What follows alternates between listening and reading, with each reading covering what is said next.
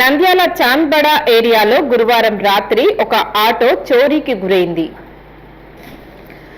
నంద్యాల చాంద్బడలో నివాసం ఉంటున్న శ్రీనివాసులు ఆటోను నడుపుతూ జీవనం గడుపుతున్నాడు. రాత్రి ఇంటి బయట ఉంచిన ఆటోను గుర్తు తెలియని వ్యక్తులు తీసుకుని వెళ్తున్న దృశ్యం స్థానిక సీసీ కెమెరాల్లో నమోదైంది.